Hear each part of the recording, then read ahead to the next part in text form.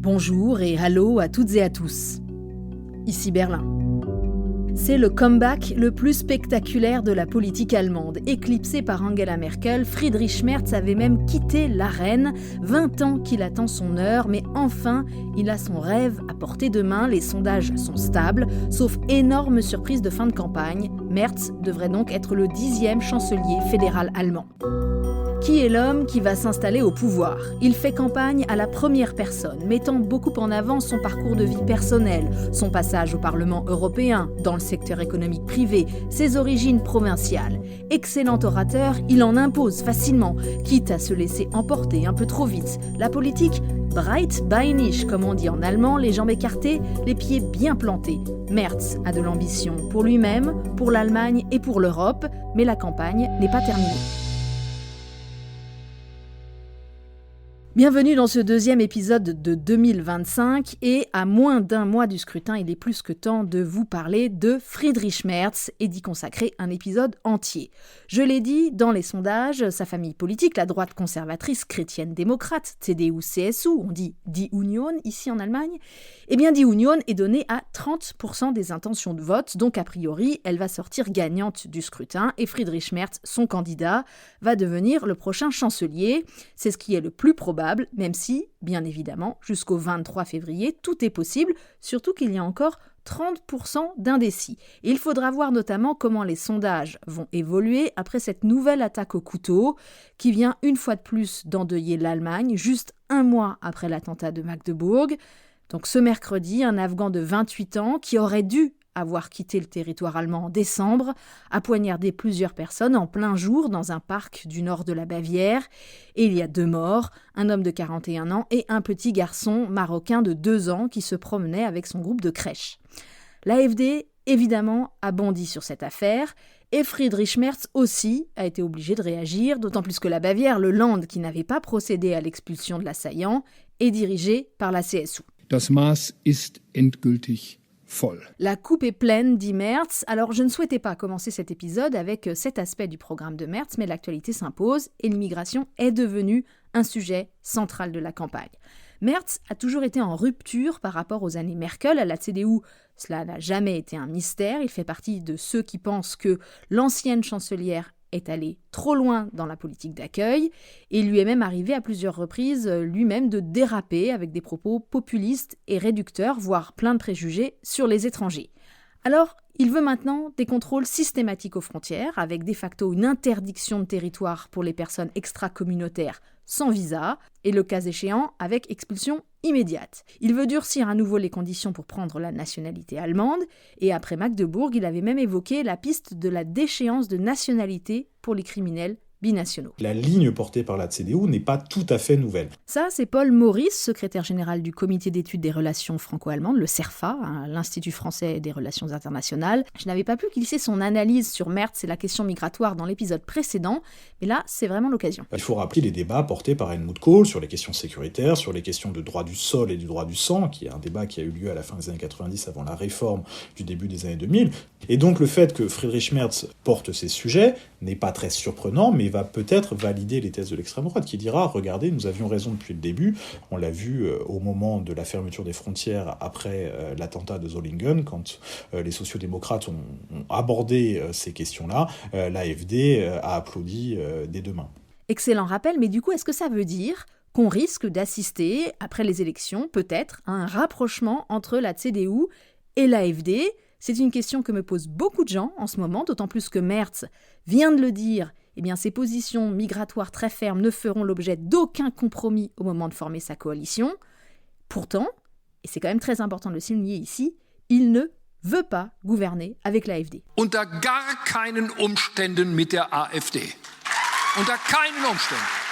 Merz est catégorique. La CDU n'empruntera pas ce chemin, un chemin choisi pourtant par d'autres partis de droite en Europe, mais justement c'est au nom de l'Europe que Merz fait ce choix. Oui, le programme de l'AfD, c'est quand même remettre en question une grande partie de la vie de Friedrich Merz aussi. Et je vous présente Jan Wernert, mon premier invité pour cet épisode, chercheur au centre Jacques Delors de la Hertie School, ici à Berlin, et avec lui, je vais passer au crible Merz, l'Européen. car c'est un aspect de sa personnalité et de son parcours qu'il met vraiment au cœur de sa campagne électorale. Alors est-ce que c'est juste un affichage, un récit, un narratif que nous livre la CDU depuis des mois, ou bien est-ce qu'on a là vraiment, Yann, un candidat qui met l'Europe au cœur de son logiciel politique? Très clairement, oui. Friedrich Merz, ça fait quand même un moment qu'il est en politique. Et je rappelle qu'il a 69 ans, donc qu'il a encore très bien connu l'ère Helmut Kohl, où il a d'ailleurs eu un de ses premiers mandats en tant que parlementaire européen, à une époque où l'Espagne et le Portugal venaient de rejoindre l'Europe, et il n'y avait pas encore l'Union européenne, c'était encore avant Maastricht. Donc il a quand même encore cette fibre européenne très CDU ouest-allemande, la République de Bonn. Il est bien sûr lui-même aussi marqué par sa biographie. Sa mère avait comme nom de famille Sauvigny, et ce sont des descendants lointains de Huguenots qui ont fui la France. Et il a toujours mis en avant une certaine francophilie et cet attachement à la construction européenne, que l'Allemagne ne peut pas faire de politique forte toute seule, mais qu'elle doit toujours être en accord avec ses partenaires européens, qu'il faut se coordonner. Je pense que c'est sincère. Et bien sûr, il en fait un outil électoral aussi. En plus, il parle de lui-même comme européen, plus il dit aussi Scholz n'est pas européen, il a délaissé ses partenaires, lui ne le fera pas. La grande question, c'est qu'est-ce qui va l'aider et qu'est-ce qui va peut-être aussi le contraindre à prendre d'autres positions qui ne pourraient pas plaire à ses partenaires européens.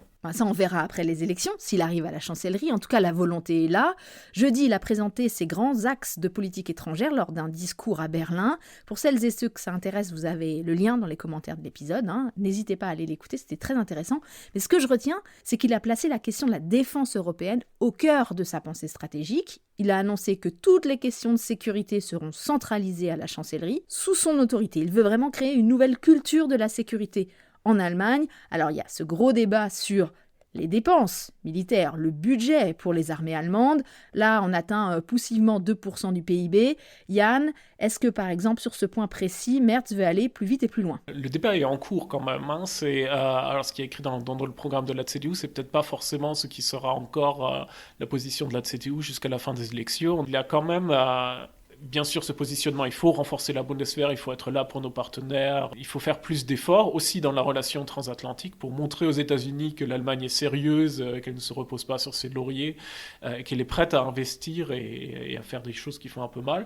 Mais ces derniers jours, il a quand même encore dit 2%, c'est plutôt bien, c'est ce que l'OTAN préconise. Il n'a pas vraiment donné l'impression qu'il irait beaucoup plus loin que ces 2%. Scholz dit 2%, on est arrivé à 2%, c'est vraiment très bien, on a augmenté forcément, il y a eu ce fonds spécial pour la Bundeswehr. Les Verts disent c'est absolument insuffisant, il faut qu'on aille à 3,5% du PIB. Les Verts, on arrive à des dépenses quand même très très importantes, et si on parle sur les 5% qu'a demandé M. Trump, là c'est la moitié du budget fédéral qui y passe. Mais justement, comment on finance, sachant que la CDU ne compte pas toucher au mécanisme de frein à la dette, c'est écrit dans le programme électoral. Merz, cela dit, n'est pas totalement fixé sur ce point. Il ne voudrait surtout pas rentrer dans le piège que lui tend la chance, qui lui dit la CDU voudrait couper vos retraites pour financer la Bundeswehr, et nous on fera les deux grâce à un peu plus d'endettement. Je ne sais pas s'il arrivera à tenir cette position aussi jusqu'à la fin. On le voit en train de zigzaguer. C'est très compliqué. Les campagnes électorales sont faites pour ça, et on va voir comment elle va s'en sortir dans ces prochaines semaines. Et au niveau européen, on sait qu'il veut une Europe forte, avec des forces armées et des infrastructures puissantes. Se pose là aussi forcément la question du coût. Comment on finance tout ça? Endettement commun, fonds spécial, est-ce qu'il s'est exprimé là-dessus? Oui, de manière assez intéressante, le jour où on a appris l'élection de Donald Trump, entre ce moment-là, ce qui était dans la matinée, et le soir où la coalition Feu Tricolore a éclaté, il était à une discussion de la RT School, et justement il en a parlé, il a dit ce mot, il a eu cette formulation intéressante en disant on peut parler de tout. La question c'est pourquoi est-ce qu'on le fait, et est-ce qu'on investit de manière productive? Quelle est la plus-value de cet endettement? Oui, cette semaine, il a lancé l'idée d'un marché commun de l'armement en Europe pour qu'on rationalise les achats d'équipements. Et si on l'écoute bien, on comprend que pour lui, c'est la condition préalable avant de commencer à parler financement commun. Ça montre assez bien aussi ce dilemme qu'a la CDU de dire nous sommes le parti d'un budget responsable, on est contre l'endettement à tout va, on respecte le frein à la dette. Et en parallèle, dire le pays est dans un état assez calamiteux, il va falloir faire des investissements, il va falloir les trouver quelque part. Évidemment, on est en campagne électorale, donc tout ne sera pas fait et il va falloir mettre des priorités, mais il faudra quand même dire où sont ces priorités et ce qu'on est prêt à sacrifier pour cela. Et là, je vois encore un positionnement encore très, très ambigu qui pourrait mettre la CDU en danger sur les dernières semaines de la campagne. Puisque tu parlais de cette discussion en novembre à la Hertie School, Yann, j'ai une question peut-être un peu personnelle, j'imagine que tu y étais. Comment l'as-tu trouvé ? On sait qu'il a la réputation d'être assez sec, assez cassant, mais c'est quand même un bon orateur et personnellement, je trouve qu'il a quand même un côté chatoyant qui frappe ses interlocuteurs. Il laisse rarement ses auditoires indifférents. C'est quand même une personnalité qui marque. Je pense qu'il se sentait très à l'aise sur ces questions européennes et on a beaucoup parlé aussi de finances, d'économie. On voyait que c'était son monde quand même, qui parlait d'anecdotes. Il a été au conseil d'administration de nombreuses entreprises, de la bourse allemande, etc. On le voit aussi très à l'aise en anglais. On voyait qu'il avait envie de faire les choses et il a quand même cette particularité de ne pas avoir encore eu de poste exécutif. Il a été parlementaire, il a été chef de groupe parlementaire, mais il n'a jamais été ministre, il n'a pas été maire, il n'a pas été ministre-président comme Olaf Scholz, Angela Merkel, Helmut Kohl, bien sûr, Schröder, qui permet aussi de moins cerner le personnage, parce que évidemment les gens changent au contact du pouvoir, et Olaf Scholz, ce qu'il a fait en 2022, quand la Russie a attaqué l'Ukraine, eh bien, c'était pas vraiment ce qu'il avait prévu avant. Olaf Scholz, le chancelier qui a investi 100 milliards d'euros dans la Bundeswehr, c'était pas là où il voulait être dans les livres d'histoire, mais voilà, c'est là où il se retrouvait. Donc voilà, le pouvoir change les choses, et c'est vrai qu'on a là encore une inconnue concernant Friedrich Merz, où on ne sait pas comment il va réagir, qu'on n'a pas vraiment d'expérience. Alors tout de même, on commence au fil de cette campagne à rassembler un certain nombre d'informations sur le chancelier qu'il veut être. Par exemple, son premier voyage officiel l'emmènera à Varsovie et à Paris dans la même journée, a-t-il dit. Alors il n'a pas précisé dans quel ordre, mais il veut en tout cas travailler étroitement avec Emmanuel Macron au cours des 2 prochaines années pour, dit-il, réaliser la vision d'une Europe souveraine. Gemeinsam mit ihm die Vision eines souveränen Europa zu verwirklichen. Tout à l'heure, quand je parlais de ce récit que la CDU nous livre autour de son candidat, ça c'est vraiment quelque chose qu'on nous répète et qu'on nous vend depuis des mois. Friedrich Merz serait le plus francophile des candidats, le plus compatible avec Emmanuel Macron, qu'il a déjà rencontré d'ailleurs. C'est vrai qu'il a d'excellents réseaux à Paris. Il y a beaucoup travaillé ces dernières années. Est-ce que ça suffira ? Ça, c'est la grande question. Là, on reconnaît la CDU comme parti du gouvernement, ou si on a tout un appareil derrière qui dit écoute, si tu veux être chancelier, il faut qu'on prépare, il ne faut pas qu'on commence au moment où tu seras élu, ce sera beaucoup trop tard. Il faut qu'on ait les réseaux avant, il faut que les gens sachent à quoi s'attendre. Donc oui, il a investi du temps, donc on n'arrive pas comme ça à avoir un rendez-vous avec le président de la République. Donc je pense qu'il a de très bons réseaux. Il regarde aussi beaucoup vers la Pologne, je pense que c'est un très bon signe aussi pour l'associer à ce couple franco-allemand.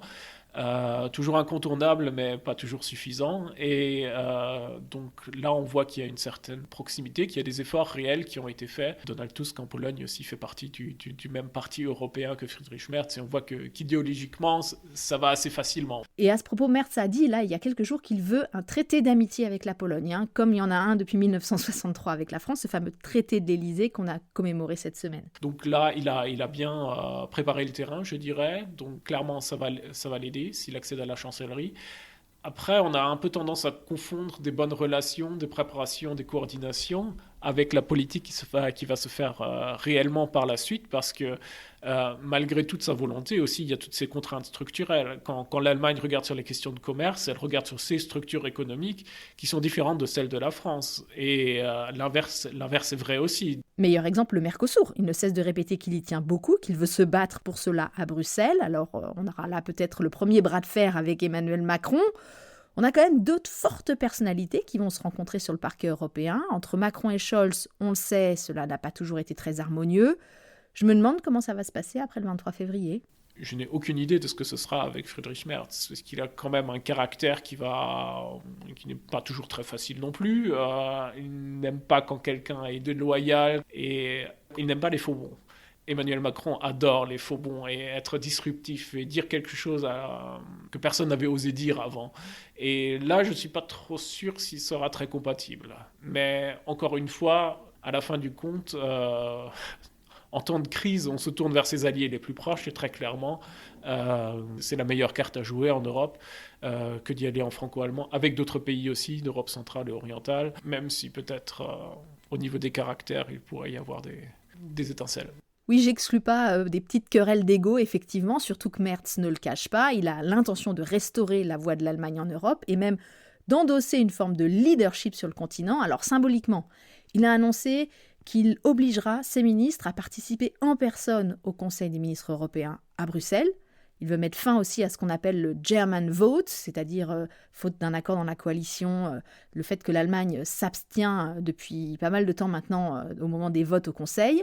Alors le moment, il lui est quand même assez favorable pour restaurer cette voix de l'Allemagne. Il bénéficie d'un alignement de planètes au niveau européen qui va pouvoir peut-être l'aider, ou bien est-ce que c'est plus compliqué que ça ? Il a de nombreux alliés, donc évidemment il a la présidente de la Commission européenne, Ursula von der Leyen, même si elle vient plutôt de la CDU, très Angela Merkel, c'est quand même elle qui a porté le pacte vert en 2019, etc., avec plein de mesures contre lesquelles la CDU est maintenant. Donc oui, il y a un certain alignement des alliés. Le Parti populaire européen, c'est vraiment la pierre angulaire du Parlement européen, du Conseil européen et qui est très bien représenté à la Commission. Après, ce ne sont pas des gens téléguidés.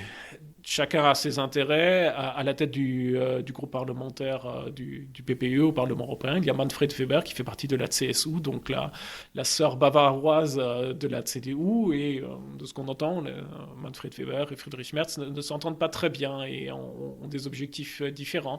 Que d'autres chefs d'État soient aussi dans le PPE ne veut pas dire qu'ils soient automatiquement alignés avec ce que penserait un chancelier Friedrich Merz. Donc il n'y aura pas d'automatisme, mais il y aura un environnement quand même relativement favorable et surtout ce sentiment d'urgence qui est là au sein de l'Union européenne. On est en train de décrocher économiquement, il faut qu'on fasse quelque chose pour notre sécurité, qui quand même oblige à remettre en question la rigidité qu'on aurait pu avoir. Donc ça vaut pour l'Allemagne, mais ça vaut aussi pour tous les autres pays. Par exemple, à quoi penses-tu ? C'est vrai qu'il va devoir s'allier avec un parti de gauche pour gouverner, les Verts ou le SPD, et donc il y a peut-être des lignes rouges que Merz devra franchir. Hein. Je ne pense pas qu'il soit très prêt à le faire, par exemple, sur les questions de dette européenne à ce stade. Mais à voir aussi comment cette année va se passer. On a quand même vu beaucoup de choses ahurissantes déjà cette année et l'année dernière. Ça fait bouger les lignes aussi. À voir ce qu'il fera aussi avec peut-être cette magie des débuts. C'est plus facile d'imposer des choses tout au début quand on a très clairement la légitimité électorale qui va avec. Et justement, on a un peu de cette marge pour se bouger et faire bouger son propre parti aussi et ses partenaires. Donc ce sera très intéressant de voir où est-ce qu'il mettra vraiment ses priorités. Et je ne suis pas encore trop sûr où elles seront. Effectivement, le voile est loin d'être totalement levé sur ce personnage Friedrich Merz. Merci beaucoup Yann Wernert du Centre Jacques Delors pour ces premiers éléments en tout cas. On l'a entendu, Merz a commencé sa carrière dans les années 90 dans la roue d'Helmut Kohl, de Wolfgang Schäuble. Au début du mois, il a lancé sa campagne en allant se recueillir sur la tombe de Konrad Adenauer. Mais lors du tout premier meeting de son Deutschland Tour à Hanovre, samedi 18 janvier, David Philippot a été surpris de voir que la candidature de Merz intéressait aussi beaucoup les jeunes. Face à Merz, la génération Merkel oscille entre curiosité et conviction. Les 1000 billets pour le meeting de Hanovre ont été réservés en moins de 2 heures. Émile, la vingtaine, voulait absolument assister à ce début de campagne, même s'il n'est pas certain de voter pour le président de la CDU. Friedrich Merz est un vieux de la vieille de la politique allemande qui retourne au socle fondateur de la CDU. Il s'est emparé des questions d'économie, de sécurité. Ce sont 2 points importants, donc j'ai hâte de voir ce que ça donne. Il est venu avec 4 copains de la fac au buffet. Ils ont récupéré des gobelets bleus flanqués du slogan « Deutschland wieder nach vorne », remettre l'Allemagne en avant. René, 28 ans, est cadre dans l'industrie. Notre économie doit être remise en marche et je dirais que Merz est en capacité de le faire car il dispose d'une vraie expertise. Il vient lui-même du monde des affaires, la politique économique, il sait ce que ça implique. Et donc il pourra facilement entrer en dialogue avec les acteurs du secteur automobile mais aussi des autres industries allemandes pour faire repartir l'Allemagne.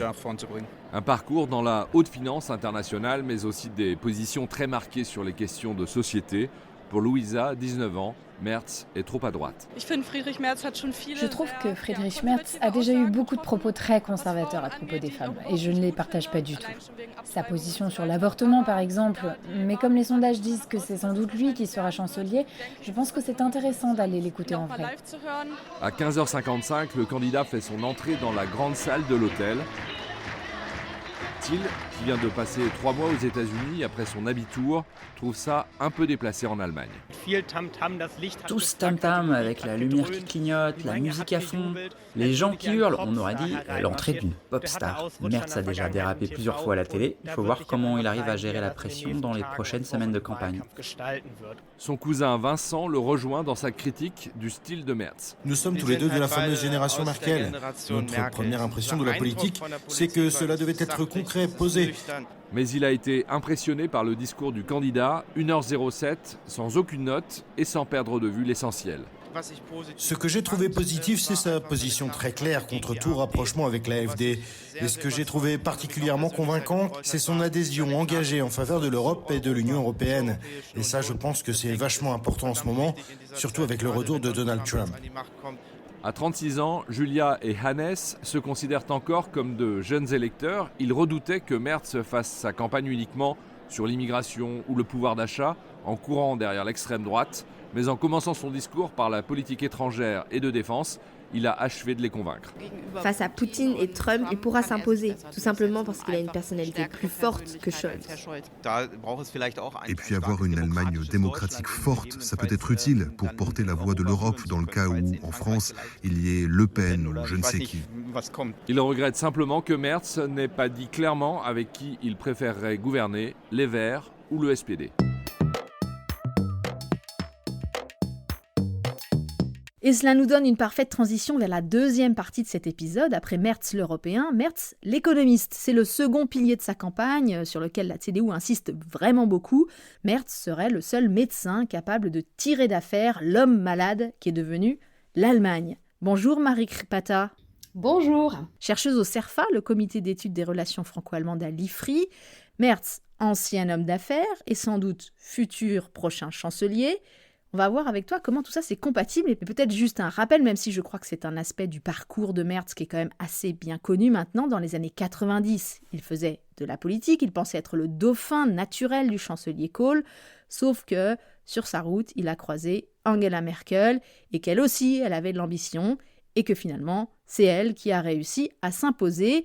Et jusqu'à ce qu'elle annonce qu'elle rendait son poste de présidente de la CDU en 2018, Merz s'est tenu en retrait. Il ne voulait pas faire de la politique sous ses ordres. Et donc, il est parti faire de l'argent dans le privé. Il ne le cache pas. Cette semaine, il a encore participé à une discussion organisée par le fonds d'investissement BlackRock à Davos. C'est l'un de ses anciens employeurs. Alors, il y a une petite polémique, mais ce n'est pas vraiment un gros handicap. Au contraire, j'ai même l'impression qu'il joue de cette image d'ancien homme d'affaires qui a réussi, Marie. Oui, certainement. Il faut s'imposer dans le secteur privé. Et voilà, c'est quelqu'un qui, s'il arrive aux manettes, représentera à ce moment-là la première économie européenne, la troisième économie mondiale. Et il s'agira de surmonter un certain nombre de défis, notamment comment interagir avec les États-Unis, avec Donald Trump à la tête des États-Unis, mais également la Chine qui reste un énorme défi pour l'Allemagne. Et donc effectivement, pour prendre à bras-le-corps ces défis, il faut des personnalités qui ont une certaine incarnation, une certaine assurance, et c'est sûr que de ce point de vue, Friedrich Merz convainc. Oui, pas qu'un peu. Quand on regarde les études d'opinion sur sa personne et sa compétence économique, c'est complètement bluffant. Il passe pour être un vrai champion de ces questions-là. Il y avait un sondage Força qui avait été sorti en été dernier, où 47% des sondés considéraient que Merz était crédible sur le plan de l'économie, alors que je crois que c'était 16% qui trouvaient que Scholz était crédible. Il y avait Statista aussi, Statista qui a sorti un sondage en décembre en disant que le CSU était le parti le plus crédible en termes économiques, donc à 40% des sondés disaient ça, et c'était le double du SPD, des Verts et du FDP réunis. Et c'était 4 fois plus que le SPD. Et donc forcément, ça lui donne un sacré atout dans la campagne, qui est très marquée par l'économie par la conjoncture. L'économie, c'est évidemment une priorité pour l'Allemagne, la compétitivité de la base industrielle allemande. On est dans une situation de récession, la deuxième année de récession en 2024. La question se pose pour 2025, les investissements qui baissent depuis 5 ans, la production industrielle qui a baissé de 20% depuis 2017. Donc aujourd'hui, il y a vraiment une remise en question de ce modèle économique allemand, un modèle économique qui a beaucoup bénéficié de la mondialisation dans le passé, mais qui aujourd'hui arrive peut-être à ses limites. Donc cette extraversion devient peut-être aussi de plus en plus le talon d'Achille de cette économie, avec effectivement des États-Unis et une Chine, les principaux partenaires, mais également concurrents de l'Allemagne, qui se dotent de politiques industrielles et donc qui se dotent aussi de politiques protectionnistes.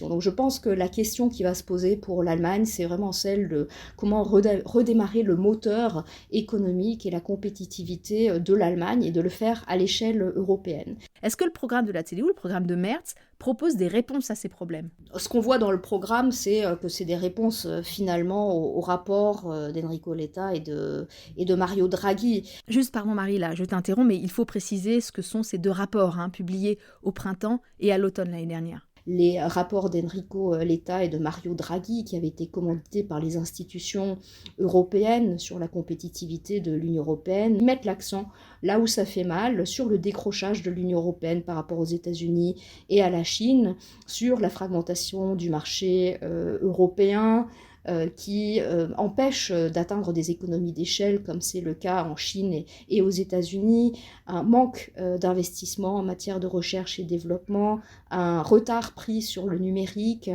et beaucoup de bureaucratie. Et finalement, quand on regarde le programme de Friedrich Merz, on voit qu'un certain nombre de propositions, en tout cas, répondent à ces défis. Sur les questions de débureaucratisation, il est complètement en phase avec ce que dit Enrico Letta, avec ce que dit Mario Draghi. Maintenant, il y a des questions sur l'endettement commun, par exemple, qui sont évidemment, c'est un chiffon rouge, c'est un tabou en Allemagne. Ce n'est pas du tout à l'ordre du jour, et d'ailleurs on le retrouve dans le programme du CDU-CSU. Il est écrit que l'Allemagne doit rester une ancre de stabilité au sein de l'Union européenne et veille à ce que les critères de Maastricht soient respectés et que en aucun cas l'Allemagne n'est responsable pour la mauvaise gestion des finances publiques d'autres pays de l'Union européenne. Quand on parle compétitivité en Allemagne, il est difficile d'échapper au débat sur le coût de l'énergie. Sortie du nucléaire, là on est en train de sortir progressivement du charbon, il y a aussi le boycott des hydrocarbures russes, bref les prix ont explosé et on a vu ces derniers mois une multiplication des faillites d'entreprises et aussi des délocalisations d'usines. Que propose Merz sur ce point ? Le prix de l'énergie, c'est un sujet qui est central parce que l'Allemagne est un pays très industrialisé, 25% du PIB en Allemagne proviennent de l'industrie. Et il y a des industries énergivores qui sont tout particulièrement impactées par la hausse des prix de l'énergie. Donc la chimie, la sidérurgie, l'acier, le papier, le verre par exemple. Et en parallèle de ça, on a aussi une politique menée par Joe Biden, le fameux Inflation Reduction Act, qui est basé sur des crédits d'impôt, des subventions, qui attirent des entreprises sur la base industrielle américaine. Et donc aujourd'hui, il y a vraiment une crainte de désindustrialisation, de délocalisation d'activités d'un certain nombre d'entreprises vers les États-Unis pour ces raisons-là. Et donc le CDU, les conservateurs, vont jouer sur le fait qu'il faille créer un cadre réglementaire particulièrement attrayant pour les entreprises, débureaucratiser, délester les entreprises en termes d'obligations. Donc ce qui figure dans le programme du CDU, c'est aussi de passer les impôts sur les bénéfices des sociétés de 30% aujourd'hui à 25%, de passer les impôts sur les sociétés à 10% progressivement également, aussi permettre une incitation à l'emploi, donc permettre y compris à des personnes qui sont déjà à la retraite de gagner davantage d'argent, donc 2000 € de plus qui seraient non imposables par exemple. Permettre aussi à des immigrés une facilité d'accès sur le marché du travail. On va y revenir, mais juste une question complémentaire sur l'énergie. Dans ces meetings, Merz s'en prend énormément au vert. Il ne se lasse pas de critiquer le bilan de son adversaire Robert Habeck, le candidat des Verts, qui était ministre de l'économie dans le gouvernement sortant. Merz parle notamment d'une illusion verte pour la croissance et il reçoit beaucoup d'applaudissements lors de ce passage dans le meeting. Visiblement, ça paie.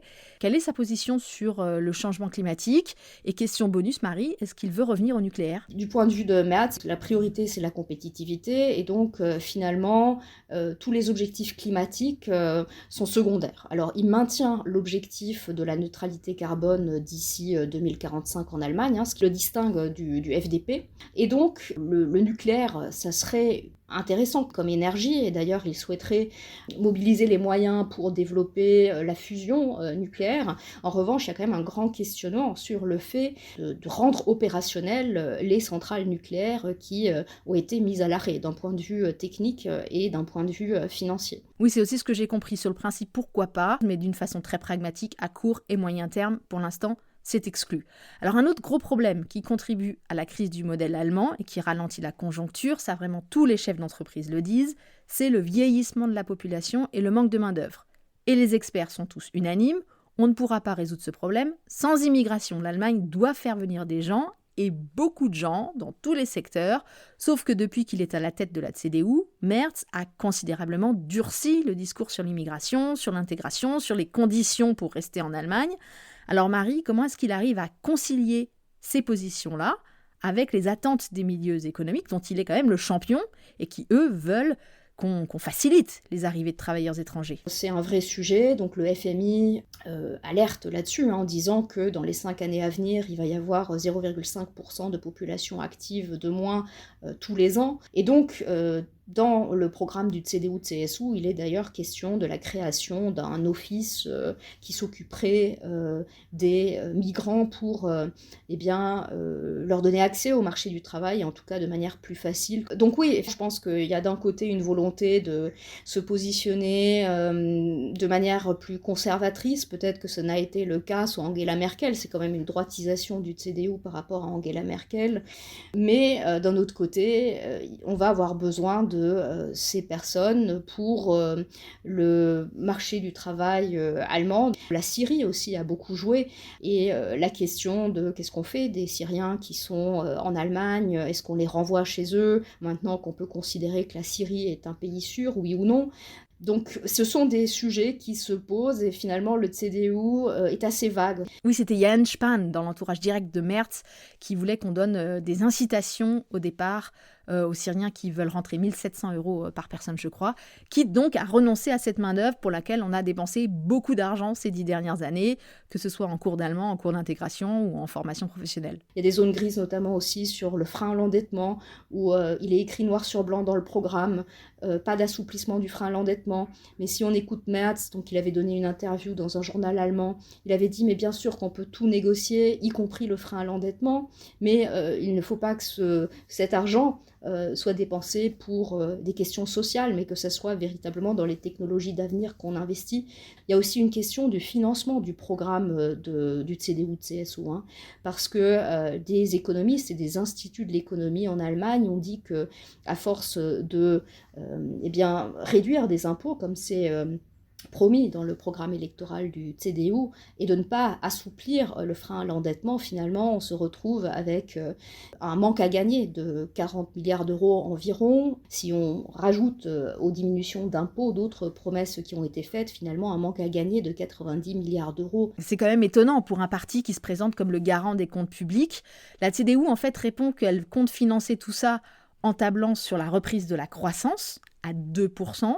C'est quand même un objectif qui semble à ce stade quand même très audacieux, surtout si on a dans les prochains mois une contraction du commerce international avec la politique des droits de douane que veut mener Trump. Enfin, on verra. Dernière question peut-être Marie, parce que ça m'a frappé lors des premiers meetings de Merz. Dans ses discours, il ne parle jamais, quasiment jamais, de l'inflation, du coût de la vie, du niveau des loyers. Il parle un petit peu des retraites, mais globalement, je me trompe, ou le pouvoir d'achat, c'est le grand absent de son programme? Dans le programme du CDU-CSU, il est question de réduire à 7% la TVA sur la gastronomie, il évoque le fait que la TVA évoluera en fonction de l'inflation, mais c'est vrai que le pouvoir d'achat, c'est vraiment un sujet qui est évoqué dans le programme du SPD, et donc on voit clairement que chaque parti parle à son électorat. D'ailleurs, tu posais tout à l'heure la question de Merz, de la personnalité de Merz. Il avait beaucoup fait réagir aussi lorsqu'il se considérait issu de la classe moyenne, alors qu'en fait il est multimillionnaire. Donc voilà, c'est un personnage qui correspond aussi à une certaine classe sociale. Donc voilà, je pense qu'il ne faut pas non plus s'étonner à ne pas trouver des mesures sur le pouvoir d'achat, tellement ce n'est pas tellement la priorité. Et pourtant, dans les priorités des électrices et des électeurs pour ce scrutin, le pouvoir d'achat arrive en 2e position des sujets importants. Et après Magdebourg, c'est l'immigration maintenant qui est sujet numéro 1, avec une progression de 14 points en un mois. Merci beaucoup, Marie Krpata, d'avoir complété pour nous le portrait de Friedrich Merz. Merz, le favori, mais gardez en tête qu'il y a encore 30% d'indécis à un mois du scrutin. C'est la fin de cet épisode, merci de l'avoir écouté. S'il vous a plu, mettez des étoiles sur les plateformes d'écoute, recommandez-le. Vous pouvez aussi nous faire un don. Nous recherchons urgemment des mécènes, des sponsors pour la suite de la campagne. Le podcast avec un K revient dans 2 semaines. Je m'appelle Hélène Cole avec un K et je vous dis à bientôt. Bis bald!